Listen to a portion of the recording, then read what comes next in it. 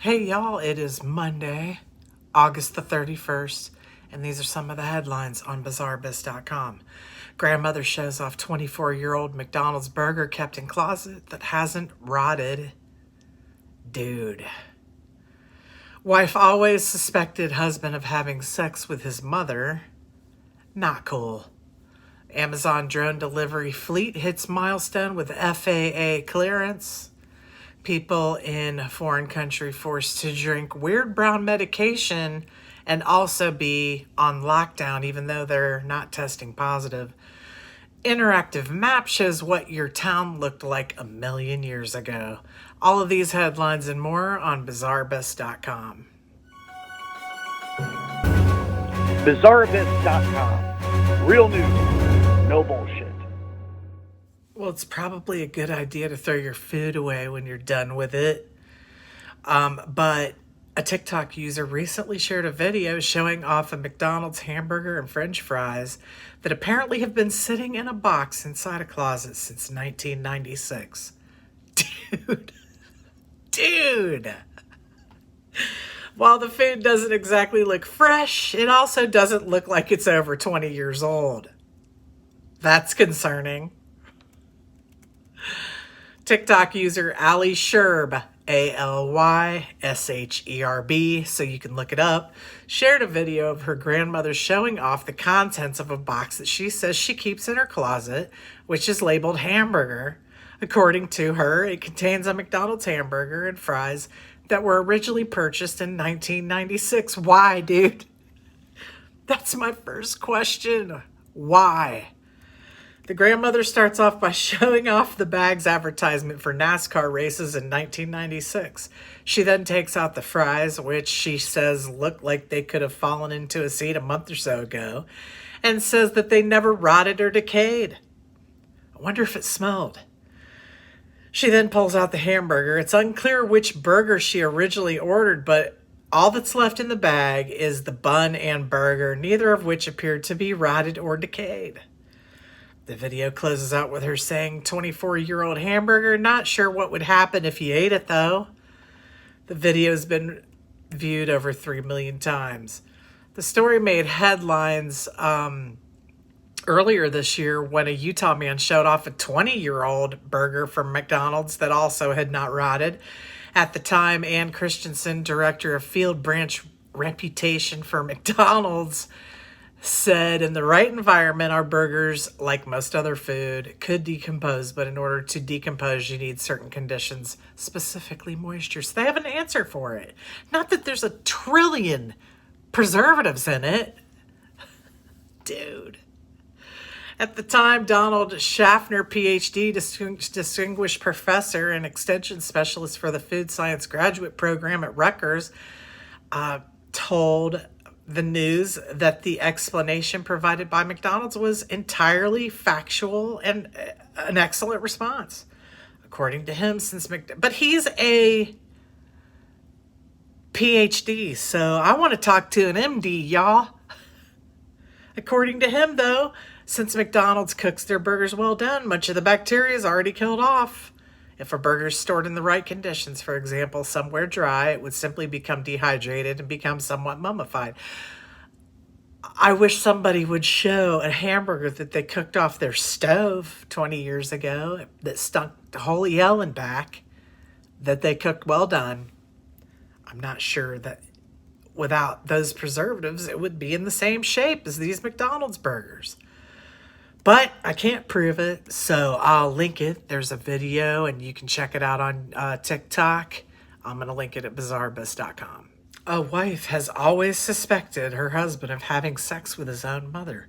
The wife who found her husband having sex with his mother on their couch has always suspected something was going on between them. Dude, that's totally sick. The wife who found her husband having sex with his mother on their couch says she always suspected something between them and reveals the very similar way their own romance began. Lori Lavoie walked in on her naked mother-in-law, 63, Cheryl Lavoie, on top of her also naked husband, having intercourse on the couch in their Fitchburg, Massachusetts boarding house where they all three live. Tony Lavoie, 43, later told police the sex just happened after they began kissing while playing a video game and then removing each other's clothes, but claimed it had not happened before. That's a lie. You already know it's a lie. However, Lori Lavoie told Fitchburg officer Mark Caddy, who attended the scene, she always had suspicion of the two having had intimate relations. Lori, who according to her Facebook page is separated from Tony despite the fact that they still lived under the same roof, said she wanted Cheryl removed from the home. In a statement by an officer, Lori also revealed an intimate allegation about the mother and son, but told him she didn't have any proof and it was just something she had heard. The alleged incestuous act between Cheryl Lavoie and her son Tony Lavoie dates back to an evening Tuesday, May 19th of this year, but only emerged at a court hearing on August 20th. They face up to 20 years in prison if convicted. That is so effing freaking sick, dude. Like, no, dude. There's pictures of the son and mom on here. Y'all. I mean, I know kids love their mom, but that's an El Nopo. Officer Caddy was dispatched to their home northwest of Boston around 8:30 for a report of a disturbance between multiple parties. At the dwelling's entrance, he found Lori's cousin Joan, who stated she was told from Lori that Lori's husband Tony was caught having sex with his biological mother. When the officer asked Joan if he could speak to any of the involved parties, she said, yeah, they're all inside. This had to be the most enlightening visit for this officer. After asking Lori to step outside, she told him that she walked in on her husband and his mother having relations. Dude, that's so wrong. I'm going to link it. There's a video and photos of the individuals involved at BizarreBist. Retail behemoth Amazon has taken a big leap towards delivering goods from the sky by becoming one of the only handful of companies certified by the U.S. government to operate as a drone airline. The Federal Aviation Administration, or FAA, designated Amazon Prime Air as an air carrier. The company said Monday that allows Amazon to begin its first commercial deliveries in the U.S. under a trial program using the high-tech devices it unveiled for that purpose last year. Amazon and its competitors must still clear some imposing regulatory and technical hurdles before small packages holding the likes of cat food or toothpaste can routinely be dropped at people's homes, but the action showed that they've convinced the government they're ready to operate in the highly regulated aviation sector. This certification is an important step forward for Amazon Prime Air and indicates the FAA's confidence in Amazon's operating safety procedures for an autonomous drone delivery service that will one day deliver packages to our customers around the world. David Carbon, an Amazon vice president who oversees Prime Air, said in a statement. The FAA confirmed it had granted the approval, saying in a statement that it's trying to support innovation in the expanding drone arena while ensuring that the devices operate safely. Amazon joins Wing, the Alphabet Inc. subsidiary of the United Parcel Service, as companies that have gotten FAA approval to operate under federal regulations governing charter operators and small airlines. Wing partners with Walgreens and FedEx, and has been conducting limited drone deliveries under a similar FAA approval in Virginia since last year. UPS flies medical supplies within a hospital campus in Raleigh, North Carolina. Other smaller companies and startups are also seeking FAA approvals. Amazon will begin its own delivery tests, it said, declining to say where and when they will occur. It operates several test sites in the U.S. Northwest and in nearby Vancouver area. It previously performed experimental deliveries in the UK. To receive FAA certification, the company had to document everything from pilot training programs to drug testing. It also demonstrated its operations for FAA inspectors in recent days. There's a lot more to this, and I'm sure very soon we will all see flying packages attached to drones delivering our favorite products. I will link it at bizarrebus.com. What's up, Bizarre fam? Let me tell you what I'm excited about right now. Give me just a second. Bizarre Abyss merchandise. Look at this. It's so comfortable. It's so stretchy. It fits most faces, if not all faces. I mean, if it doesn't fit your face, there's something wrong with your face, I think. It doesn't hurt your ears like most Macs do. And our new logo's on it. Anyway, I'll settle down for a moment. I just wanted to share the amazing news. BizarreAbyss.com, y'all. Bizarre Abyss merchandise.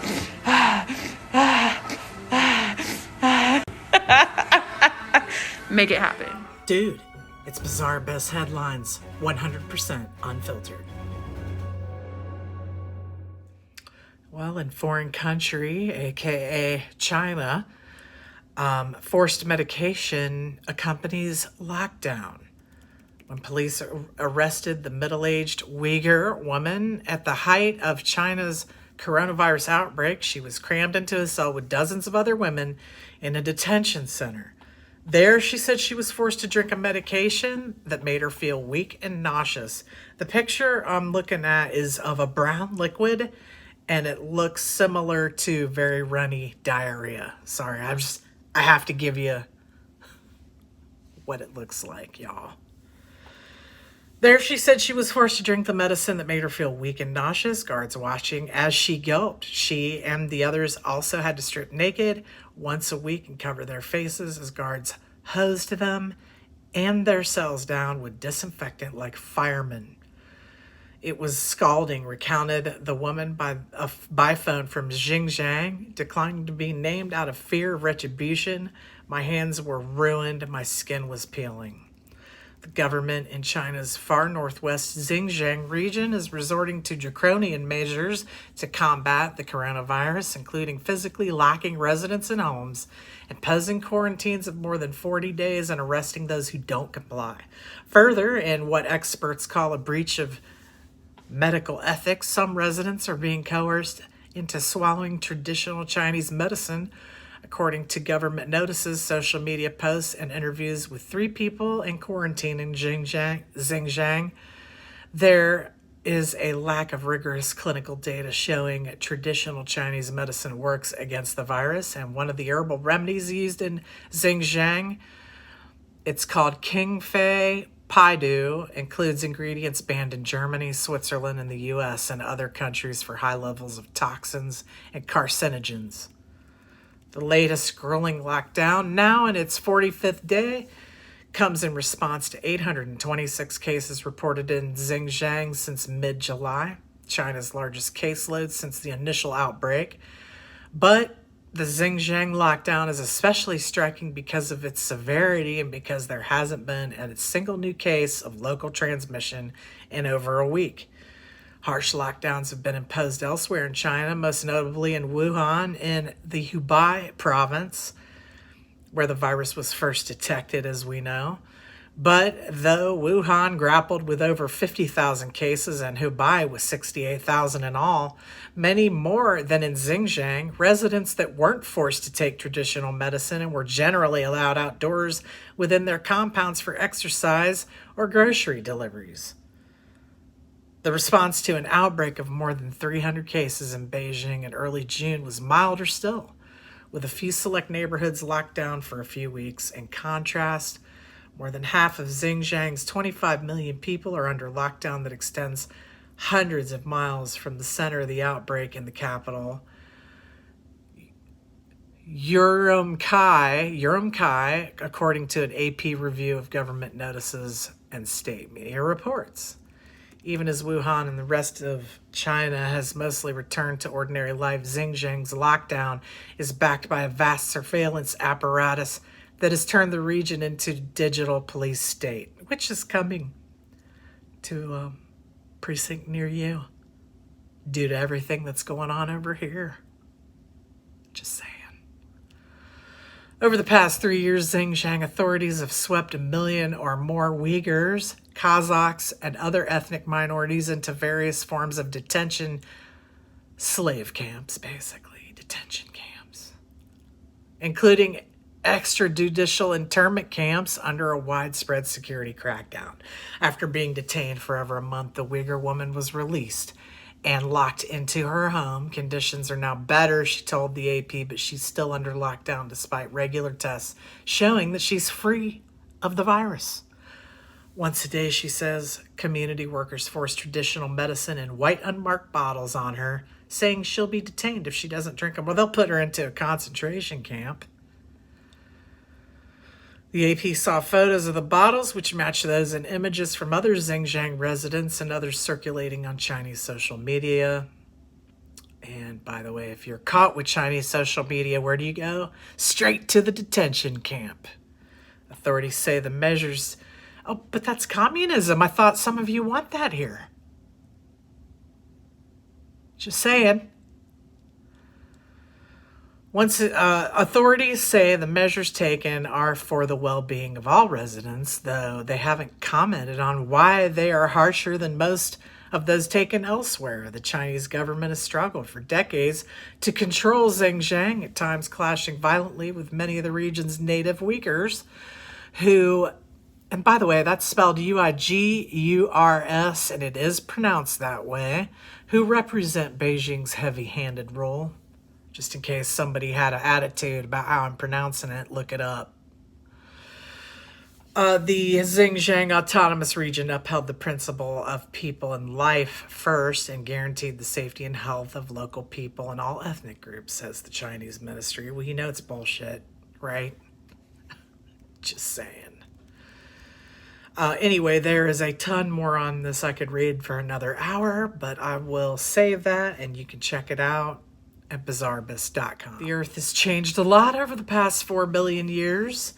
Just think how much you've changed over the years if you're an older person, and think how much your hometown has changed over the course of 750 million years as our planet's tectonic plates have shifted and land masses have grown apart or else been submerged beneath oceans. There's been a map created by California paleontologist Ian Webster that allows you to enter your hometown and select a time period from now until 750 million years ago, around 150 million years before multicellular animals emerged. People playing around with it have been finding their hometowns weren't quite where they expected them to be. That's not all that's on show here. By going through different time periods, you can see how early continents moved together to form the supercontinent Pangea around 335 million years ago, before breaking apart around 175 million years ago. You can also jump to different time periods, such as the Cretaceous, when dinosaurs roamed the earth, or when animals began to take their first steps on land. You may also be surprised learning flowering plants first evolved about 130 million years ago, meaning land animals were wandering the globe around 670 million years before they ever saw a flower. Dude, that's crazy. The map uses G-plates. It's a software for the visualization of plate tectonics, as well as map data. You can play around with the map for yourself. There's a link on this story that I'm going to put on bizarrebus.com. The creator hopes the map will fascinate and surprise those who use it, such as the fact that Florida used to be submerged underwater and the U.S. was once split by a shallow sea. It shows that our environment is dynamic and can change. The history of Earth is longer than we can conceive, and the current arrangement of plate tectonics and continents is an accident of time. It will be very different in the future, and the Earth may outlast us all. That's amazing. So we really do sit every day and imagine that things will never change. They're just the way they are, and that's not entirely true. It could change, at any time, really, if there was like a major earthquake event, or definitely in time, things do change. Anyway, that's at bizarrebus.com. Thanks for joining me tonight. I'll see y'all tomorrow. Stay bizarre. Yeah. Make sure you take a deep breath. Think positive.